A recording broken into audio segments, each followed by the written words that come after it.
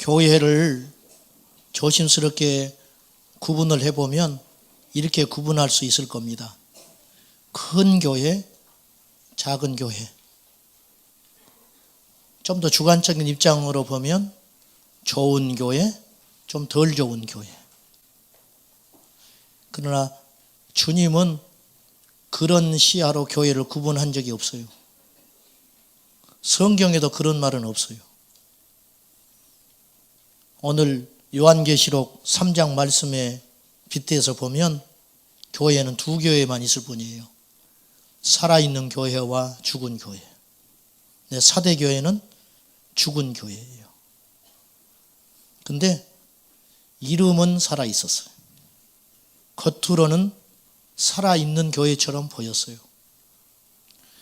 1절 말씀을 우리 다시 한번 보기 원합니다. 우리 교회와 빗대서 다시 한번 봅시다. 1절 시작.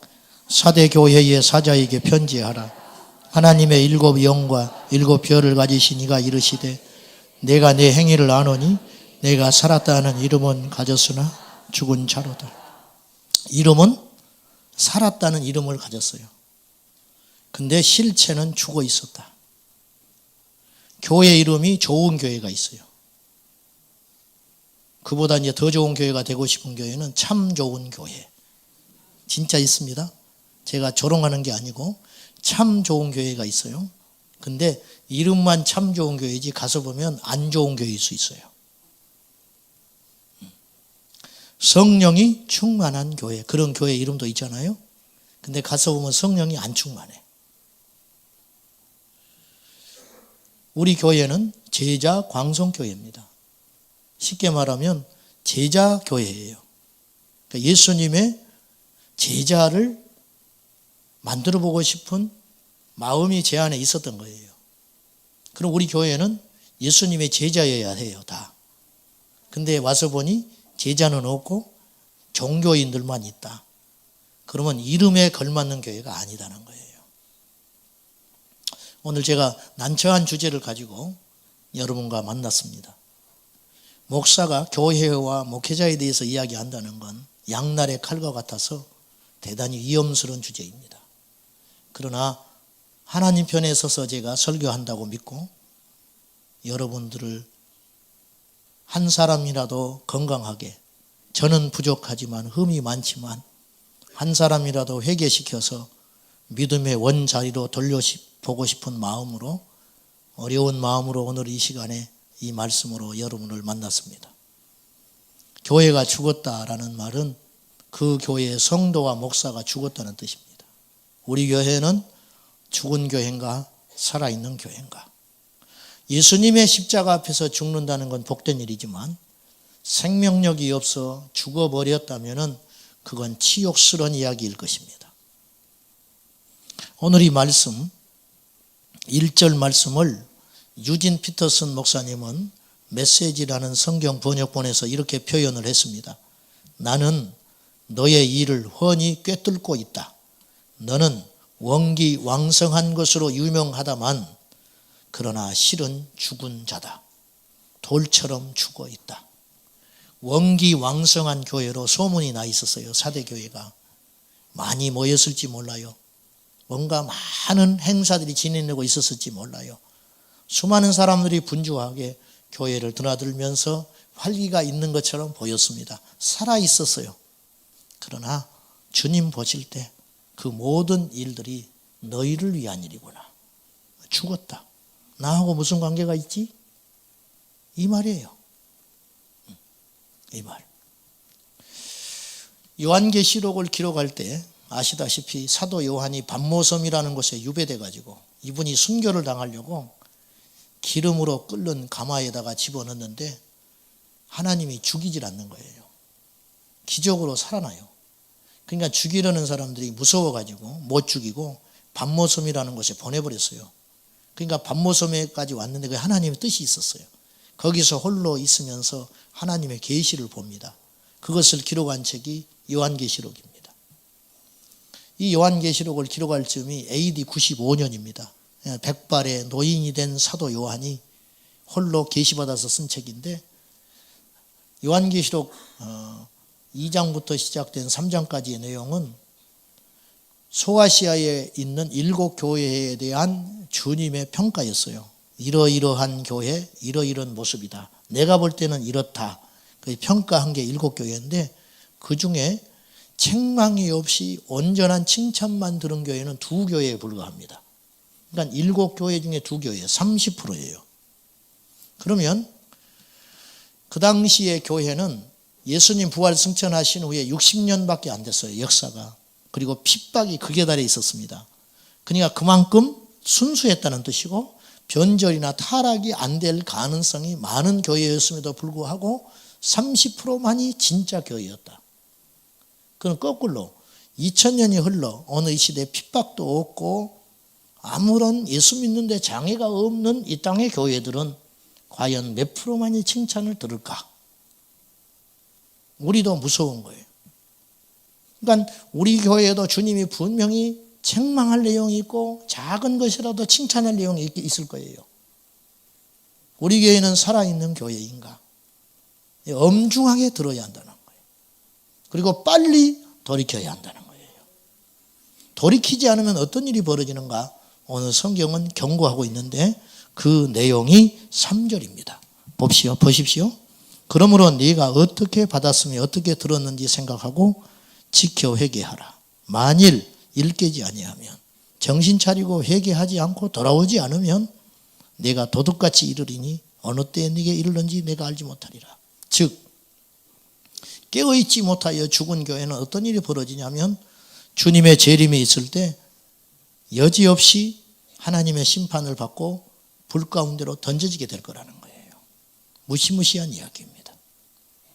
그러므로 교회의 본질은 다시 오실 우리 주님을 기다리는 거룩한 신부로 단장되는데 교회의 본질이요 목적이 있습니다. 그러므로 세가 늘어나서 확장이 되고 많은 사람들이 모여서 우리들만의 잔치로 지내고 즐겁고 좋고 행복한 것은 위험하다는 거예요.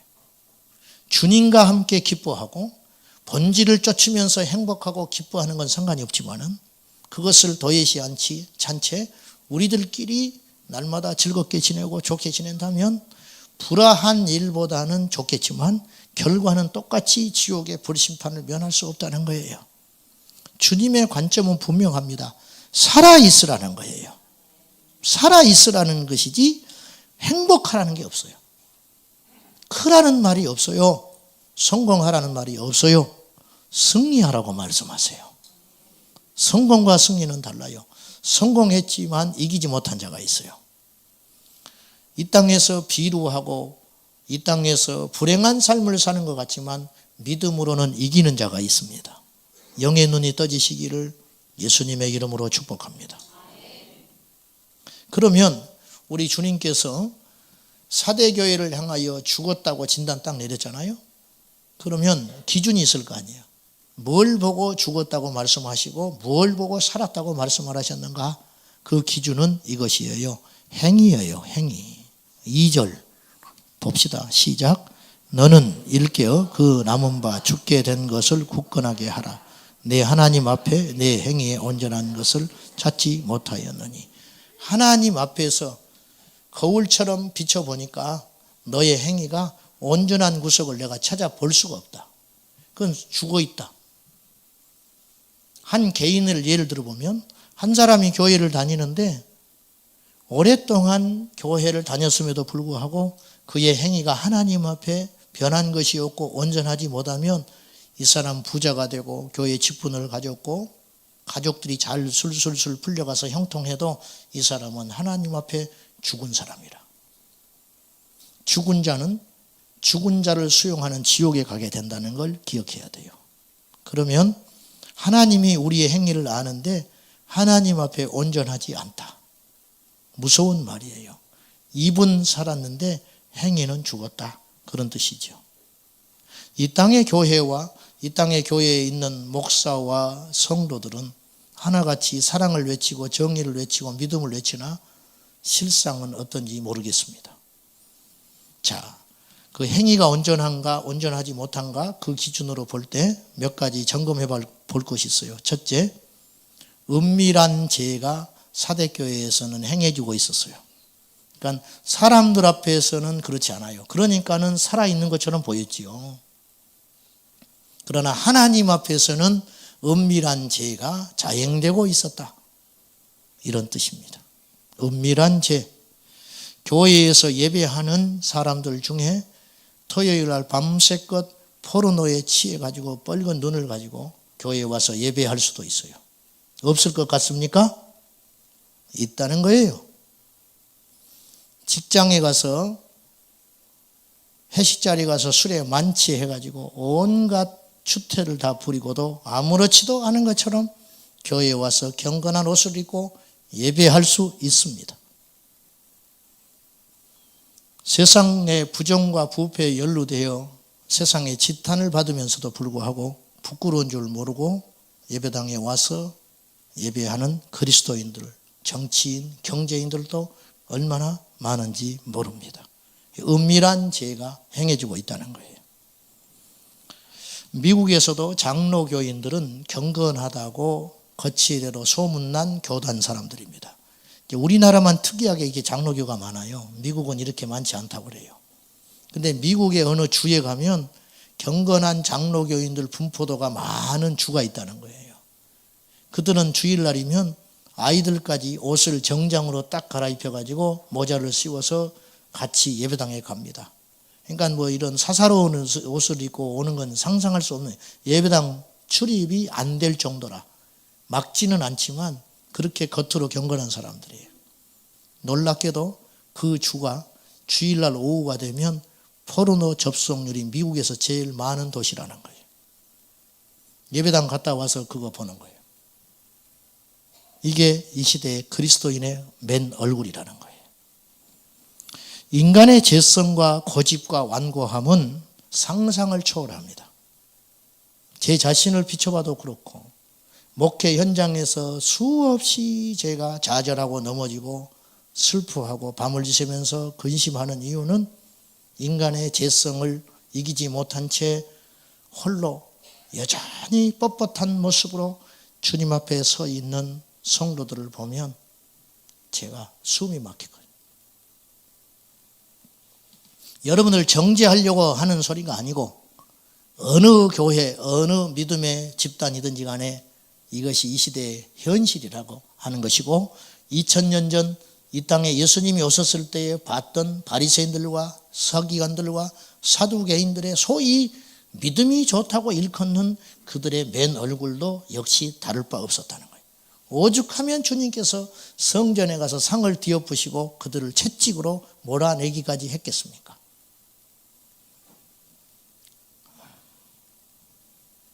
인간의 죄성이 얼마나 큰지요. 인간의 그 완고함과 고집이라는 게 얼마나 큰 것인지 알코올 중독에 빠져 있는 4명을 실험을 해서요.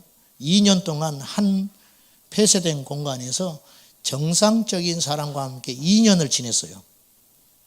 그러니까 술은 먹을 수도 없을 뿐만 아니라 정상적이고 건강한 사람들과 함께 2년을 산 거예요. 그래서 어느 정도 됐겠다 싶어서 내보냈어. 그로부터 1년인 후에 다시 추적을 해보니까 4명 중에 3명은 다시 알코올 중독에 빠져 있었고 1명만 알코올을 끊고 있었어요. 평생 도박에 중독된 사람들을 보십시오. 평생 도박에 중독된 사람들을 보면요. 재산 다 탕진하고 가정이 깨져버렸음에도 불구하고 나이 먹어가지고 고령 연금 받잖아요. 그거 받으면 그날 쫓아갑니다. 가서 경마합니다. 이게 인간이에요. 이게 인간이라고.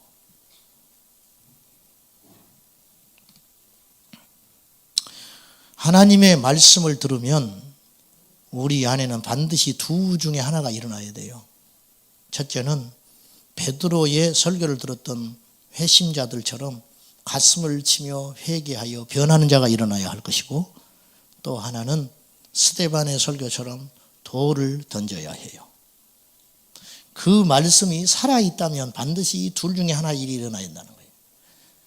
우리가 교회를 다니고 말씀을 들었는데 아무런 일이 일어나지 않고 여상하게 다시 우리가 살던 모습으로 가서 돼지가 먹었던 것을 토했다가 아이고 더러워 그리고 다시 나왔다가 시간 지나면 잊어버리고 먹을 것이 여기 있네. 누가 이게 좋은 걸 버렸지. 그리고 다시 핥아 먹는 것처럼 똥과 오물을 뒤집어 쓰고 살던 돼지가 자기 앉은 자리에서 배설을 하고 더럽다고 뛰쳐나왔다가는 한참 지난 다음에는 또 좋은 보금자리가 있네 하고 자기가 보아놨던 배설물을 비벼대고 사는 것처럼, 그게 베드로서에 나온 말씀 아닙니까?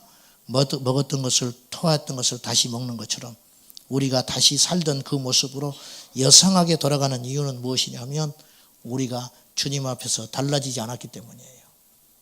달라져서 새 옷을 입은 사람은 다시 오염된 현장으로 돌아가지를 못해요. 근데 다시 돌아가는 이유는 여전히 내 옷이 더럽기 때문이라는 거죠. 미국 인디아나주의 해먼드 제1 침례교회라고 하는 유명한 교회가 있다고 합니다. 그 교회는 잭 하인즈 목사님이 목회를 하셨는데 1951년에 이분이 그 교회에 부임하셔서 수십 년 목회하셨어요. 아마 돌아가셨겠지요, 지금은. 근데 그 교회는 1년에 3,000명씩 세례를 줬어요. 어마어마한 거죠. 3,000명이 새신자가 온 게 아니고 3,000명이 세례를 받았다는 것은 엄청난 교회입니다. 근데 그 교회 목사님은 성도들한테 회개를 촉구하고 죄를 신랄하게 선포하는 것으로 유명했어요. 성도들이 너무너무 괴로워하는 거예요. 괴로워하면서도 부흥을 해. 이게 하나님의 역사거든요. 아멘. 우리도 그랬으면 좋겠어. 괴로워하면서도 부흥하는 거야. 괴로워하면서도 자꾸만 목마른 사람들이 생기는 거죠. 하루는 너무 죄를 신랄하게 목사님이 송곳처럼 선포하니까 젊은이 하나가 일어나가지고 총으로 쏴버렸어요. 미국은 총기휴대가 가능하니까. 다행히 맞지는 않았지만 이런 일이 2번이나 있었어요. 그래서 나중에는 방탄 유리를 앞에 하고 설교를 해야 했어요. 그럼에도 불구하고 목사님은 물러서지 않았습니다. 저는 진짜 교회라고 생각해요. 살아있는 교회는 이런 능력이 있는 것입니다. 하나님의 말씀은 살았고 운동력이 있어 칼과 같이 예리하여 우리 영과 혼과 관절과 골수를 찔러 쪼개버리는 거예요. 여러분, 장난삼아 수술하는 사람 없지요? 친구 따라 병원에 갔는데 수술하는 환자를 보고 나도 좀 수술 좀 해주시오, 이런 사람 없어요. 교회를 장난삼아 다니는 사람이 있어요. 우리 모친께서 예수 안 믿을 때 교회 갑시다. 내가 졸라대면 뭐라고 그러냐면 나는 취미가 없다 그랬어요. 취미가 없대요. 교회 다닐 취미가 안 생긴대. 무슨 말인지는 제가 알아요. 그러나 그런 식으로 교회 예배당을 드나드는 수많은 그리스도인들을 저는 목격하고 있습니다. 죽은 교회지요. 의미 없는 것이지요. 주님이 볼 때는 교회가 아닌 것입니다. 기껏 헌금해서 자기들이 밥 먹고 목사 월급 주고 나면 끝나는 교회. 그런 교회를 뭐하러 모입니까? 우리가 교회에 오는 것은 말씀을 듣고 새롭게 변화되어 천국 가기 위한 것인데, 교회에 다니면서도 천국을 하지 못한다면 그 교회를 뭐하러 다닙니까? 교회를 다니면서도 말씀으로 새로워지지 않는다면 그 교회를 뭐하러 다닙니까? 병원에 갔는데 병이 낫지 않고 중해졌다면 그 병원을 뭐하러 돈 갖다 주면서 시간 허비하면서 다닙니까? 나를 살려줄 수 있는 병원을 찾아 나서야지. 그것이 지혜로운 것이죠. 오늘 이 말씀은 행함이 주님 앞에 어떠한가? 첫째는 은밀한 죄가 행해지고 있었다는 뜻이고, 두 번째는 주님의 십자가 밑에서 범죄하는 일이 일어나고 있었다는 뜻이에요. 교회 안에서도 역시 죄가 행해지고 있었다는 뜻이에요. 그러니까 죽어 있는 거지요.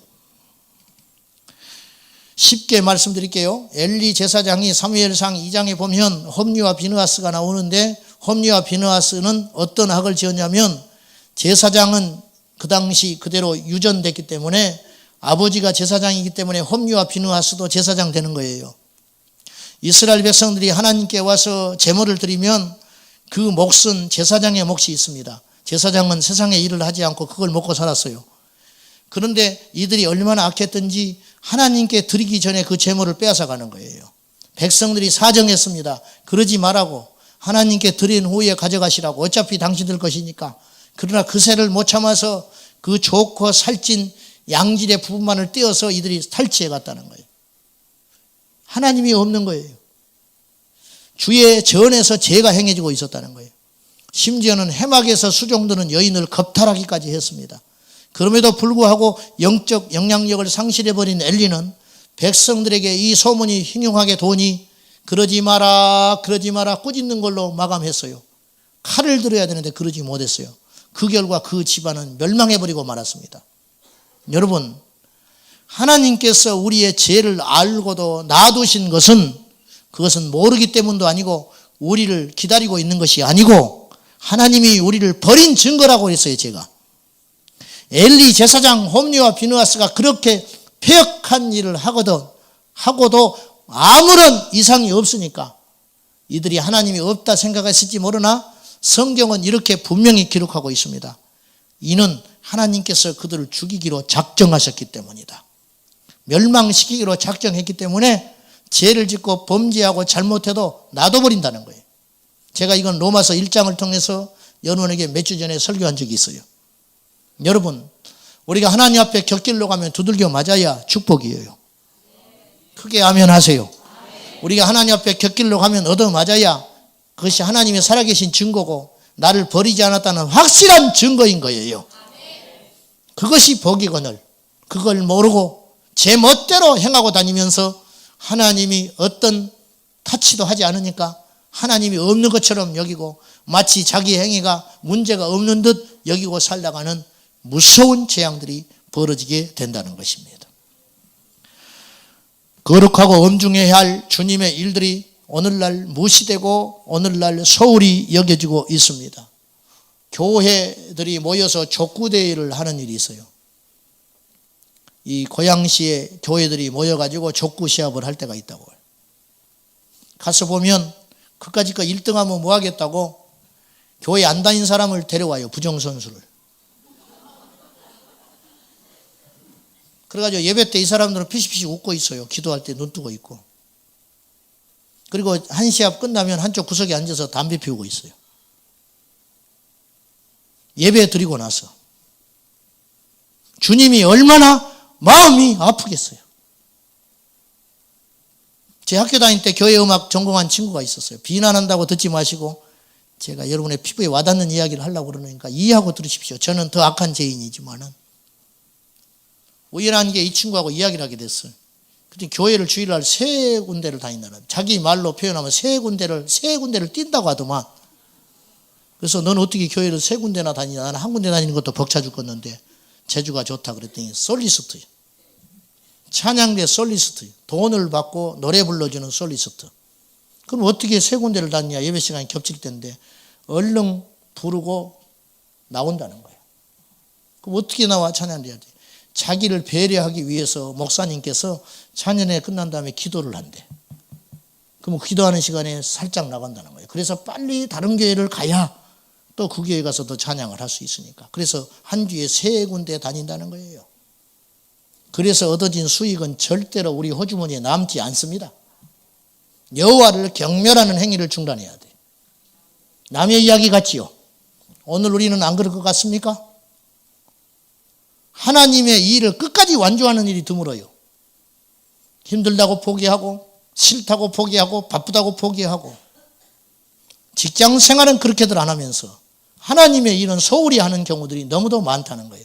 그 일들이 무엇이냐? 십자가 앞에서 행해지는 범죄함이에요. 여러분이요, 믿는 자가 오염되는 것과 주님의 일을 수행하는 자들이 불성실하고 무책임함으로 일관하는 것은 주님께 더 큰 죄가 있다는 걸 기억하셔야 됩니다. 아나니아와 삽비라가 차라리 하나님께 드리지 않았다면 죽지 않았을 거예요.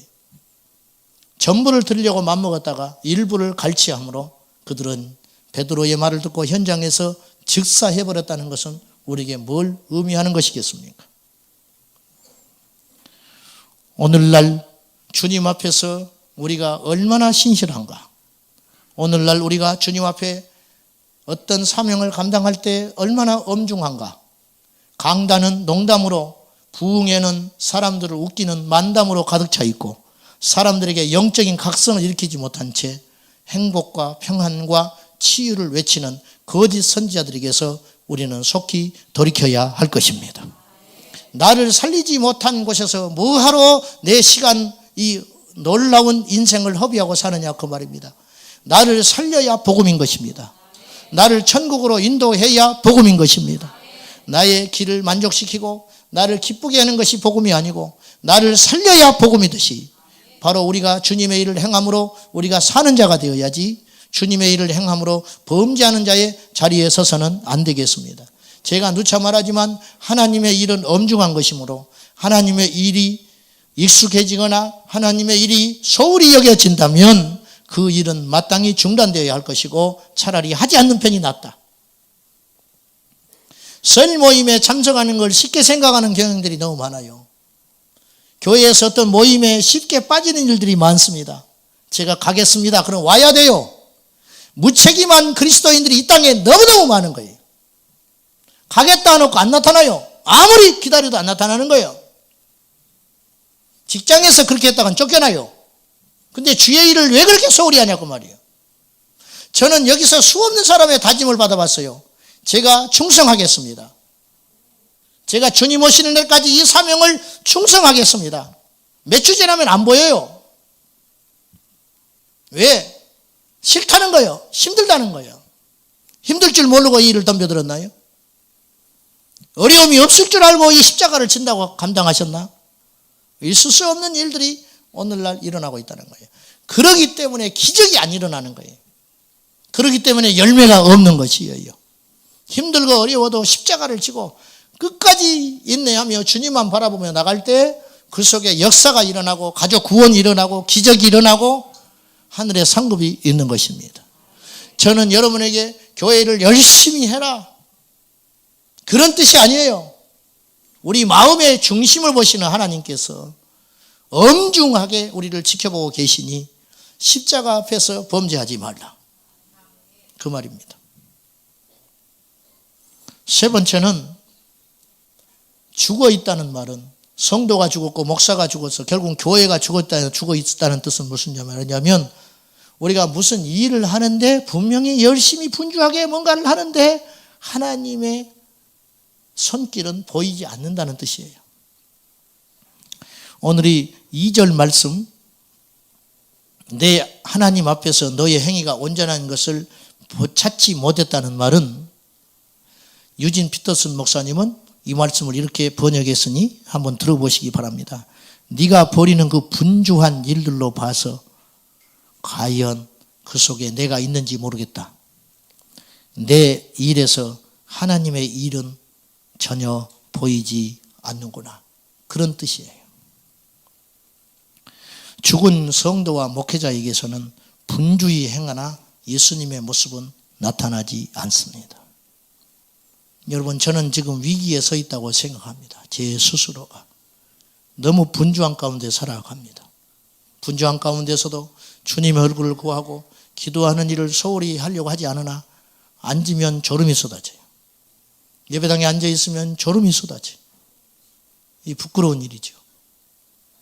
점점점 어떤 일을 결정해야 할 일이 많아지고 어떤 리더십을 발휘해야 할 일이 나타나는데 그 속에서 주님의 모습은 어디가 있냐가 중요하다는 거예요. 이게 너무너무도 슬프고 불행한 일입니다. 그럼 여러분 이렇게 말할 거예요. 그렇게 살지 않으면 되지. 누가 너보고 그렇게 살라 하더냐.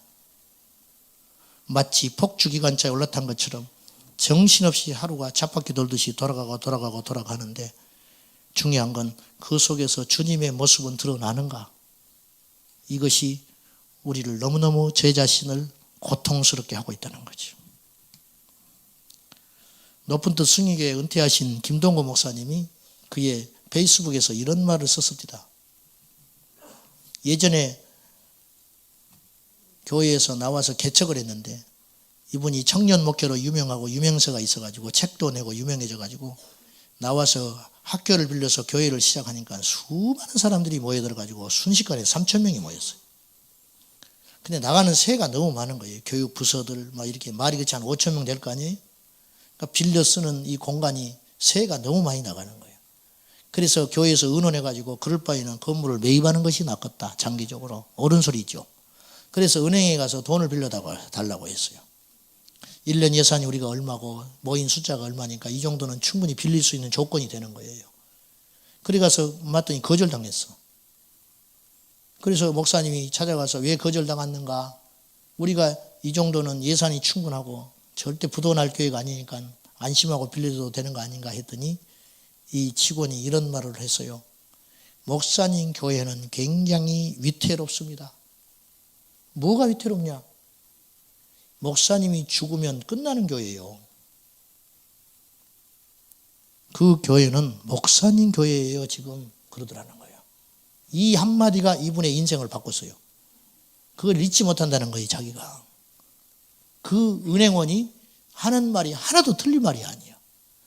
자기가 없어지면 없어질 교회인 거예요. 지금 그 교회가. 자기 보고 모였으니까. 그래서 이분이 크게 회개했어요. 그리고 교회에 의논해가지고 이분이 미국으로 도망가 버렸어요. 장로님들이 말렸어요. 안 됩니다. 목사님이 한 주만 비도 교회가 표가 나는데 목사님이 1년간을 비워버리면 우리 교회는 무너져요. 아니요. 그러고 가버렸어. 갔더니 그 다음 주에 교인들이 500명이 빠져버렸어요. 그러니까 장로님이 전화 왔어요. 목사님 큰일 났습니다. 이제 목사님 한 주 비웠는데 이런 일이 생겼는데 1년을 비워버리면 우리 교회는 망합니다. 그랬더니 김동호 목사님이 이런 멋진 말을 했어요. 내가 없어서 무너질 교회라면 무너져 버려야 됩니다. 맞는 말이죠. 내가 없는다고 그 교회가 무너질 교회라면 그 교회는 주님의 교회가 아닙니다. 그러니까 그 교회는 없어져 버려야 됩니다. 그리고 버텼어요.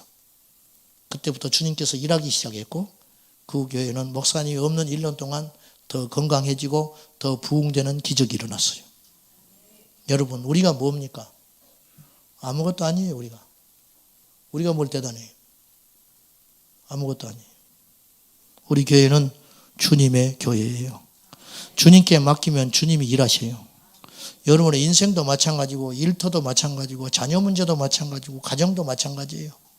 주님께 맡길 때 주님께서 책임져 주시는 것. 우리가 믿음이 없어서 맡기질 못한 채 내가 주인 노릇, 주인 행세하고 있으니 어디를 봐도 하나님의 역사가 안 보이니 그 교회는 살아있는 교회가 아니고 죽은 교회라는 것입니다. 여러분, 이 지상에 우리나라만 5만 개 교회가 있어요. 그 중에 정말 예수님이 주인인 교회, 살아있는 교회는 얼마나 될까요? 얼마나 될까? 우리 교회는 어떻습니까? 여러분이요, 큰 소리 내지 마시오. 알아주지 않는다고 말하지 마시오. 말을 하려거든 주님 앞에 기도의 소리만 있을 것이고 찬양의 소리만 있어야 할 것이고 여러분의 입에 재갈을 물리려고 하는 뜻이 아니라 우리가 정말 살아있는 생명적 공동체라면 예수님의 모습이 나타나야 한다는 거예요. 어느 교회 가면 돈이 나타나. 부자 교회 같아. 어느 교회 가면 목사님이 많이 배운 분 같아. 어느 교회 가면 이런 교회는 나는 못 다닐 것 같아. 너무 잘난 사람이 많아서. 별 볼 없는 줄 알았더니 옆에 보니 의사, 변호사, 교수. 죄송해요. 이해하고 들으세요. 우리 교회도 있으니까. 나는 이런 교회 못 다닐 것 같아. 있을 수 있는 일이에요? 그게 도대체? 있을 수 있는 일이냐고 말이요. 근데 그 본인도 문제라. 그렇다고 교회를 안 다녀? 똑같은 거예요. 똑같은 거. 다 쓸모없고 가치 없는 일이거늘. 하나님 앞에 배운 자가 무슨 필요가 있고 가진 자가 무슨 필요가 있고 높은 자가 무슨 필요가 있고 성공한 자가 무슨 필요가 있어요. 하나님 앞에 다 죄인이에요. 하나님 앞에 우리가 다 죄인이죠. 뭐가 있어요? 사랑하는 성도 여러분들, 앞으로도 그렇지만은 예수님만 드러나는 교회, 예수님만 드러나는 사역, 예수님만 드러나는 하나님의 일 될 수 있기를 축복합니다. 사대 교회를 향한 주님의 사랑스러운 처방이 있습니다. 그건 무엇이냐? 바로 3절 말씀에 있습니다. 봅시다. 시작. 그러므로 내가 어떻게 받았으며 어떻게 들었는지 생각하고 지켜 회개하라. 만일 일깨지 아니하면 내가 도둑같이 이르리니 어느 때에 내게 이르는지 내가 알지 못하리라. 처음 받은 은혜의 자리로 돌아가서 회개해라. 야곱에게는 베델이 있었고 모세에게는 호렙이 있었고 바울에게는 다메섹 도상이 있었고 베드로에게는 고기잡이에 실패한 그날 밤이 있었듯이 오늘 우리에게는 예수님 만난 처음 장소가 있어요. 그 자리를 놓치지 말으셔야 돼요. 어떤 사람이 왜 저렇게 경망스러졌지, 왜 저렇게 거만해졌지, 베델을 잃어버려서 그래요. 베델, 하나님의 은혜를 망각해버려서. 진정한 회개란 죄의 고백이나 뉘우침이 아닌 근본적인 삶의 변화입니다. 마음의 변화. 그래서 메타노이아라고 그래요. 명예심에 붙잡혀서 세상에 자기 잘난 맛으로 살던 사람이 교회에 오면 회개가 제대로 이루어지지 않으면 어떤 일이 벌어지냐면 밖에 나가서 이런 이야기를 하고 돌아다녀요. 우리 교회가 얼마 모여. 내가 그런 큰 교회를 다니는 사람이라는 거예요. 자랑할 거리가 바뀐 것뿐이지 똑같아요. 자랑하는 거는. 수다쟁이가 예수를 믿어서 온전히 회개하지 않으면 옛날에는 세상 걸로 말이 많았는데 이제는 교회에서 말이 많아. 진짜 회개는 말쟁이가 말이 없어져 버리는 거예요. 진짜 회개라는 것은. 제가 누차 말했지만은 페인트가 검은 칠이 있는데 공사를 새로 하면서 거기다가 흰색을 칠했다고 합시다. 시간이 지나면 검은색이 배나와요. 그래서 이렇게 공사하는 바보는 없어요. 그걸 싹 벗겨내든지 덧으로 뭘 막아놓은 다음에 흰색을 칠하는 법이지. 배 나오지 않게. 반드시 시간 지나면 배 나와요. 우리가 회개를 온전히 하지 않고 예수께 와서 예수님의 옷만 덧입으면 시간 지나면 우리 안에 있는 숨겨져 있는 육체의 자아와 욕심과 세상의 이 오염된 것들이 드러나기 마련이라는 거예요. 이거는 회개가 아니다는 거죠. 우리 안에 으르렁거리는 이리를 수면제에 먹여서 재우지만 말고 우리 안에서 추방해야 할 것입니다. 이것이 회개라는 것입니다. 여러분이요, 마귀가 우리 안에 쳐놓은 거짓말이 하나 있어요.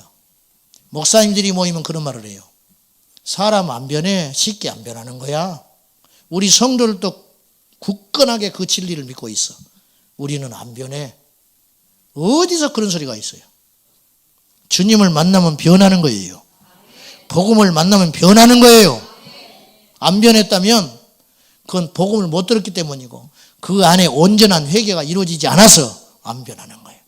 종교심으로 교회 다니지 마시라. 내가 누차 말을 했어요. 교회 다니는 횟수는 우리를 절대로 바꾸지 못한다. 오늘 저는 그 한 사람을 위해서 설교하고 있는데 한 사람이 돌이켜서 주께로 돌아오면 천하를 얻게 되는 것이라고 저는 확신합니다. 흰옷을 더럽히지 마라. 4절에 다 죽어버린 사대교회에도 흰옷을 입은 소수의 사람이 있어요. 제가 보니까요, 시골이고 지방이고 어디고 가보면은 정말 다 죽어가는 교회 같지만 그 중에서도 기도하는 사람은 있더라고. 그 중에서도 주님의 재림을 기다리는 사람은 있었어요. 사대교회에도 흰옷 입은 사람이 있었어요. 흰옷을 입었기 때문에 더럽고 오염된 곳에 앉지를 못하는 거예요. 우리가 변하지 못하는 이유는 그리스도의 흰옷을 우리가 걸쳐 입지 못해서 그래요. 내가 흰옷을 입어보십시오. 어디 가서도 의식이 되잖아요. 음식을 먹을 때도 흰옷을 입으면 조심해서 먹잖아요. 그러나 검은 옷을 입으면 막 먹는단 말이에요. 더럽히면 표가 안 나니까. 이것이에요. 사대 교회에 흰옷 입은 자가 있었던 것처럼 우리 교회에도 흰옷 입은 자가 나타나서, 아니 우리 온 성도들이, 저와 여러분이 그리스도의 의로 흰옷 입은 자가 되어서 주님 오시는 날에 거룩한 예복으로 공중에서 우리 주님 다시 오실 때 할렐루야 찬송하며 저 공중에서 예수님 맞이하는 거룩한 살아있는 생명적 교회가 될 수 있기를 예수님의 이름으로 축원합니다. 어디로 가고 계십니까? 지난 믿음의 세월들을 오늘 다시 한번 점검을 하며 내가 그동안 그토록 많은 설교를 듣고 그토록 많은 말씀을 공부하고 그토록 많은 봉사를 했건만 내 안에 무엇이 달라졌는가? 오늘 다시 한번 심각하게 고민하며 주님께로 회개하여 처음 붙들었던 그 주님의 처음 자리 베델로, 그리고 다메섹 도상으로 호렙산에 올라서 우리 주님을 다시 만나는 축복이 저와 여러분에게 있기를 주님의 이름으로 축원합니다. 기도하겠습니다.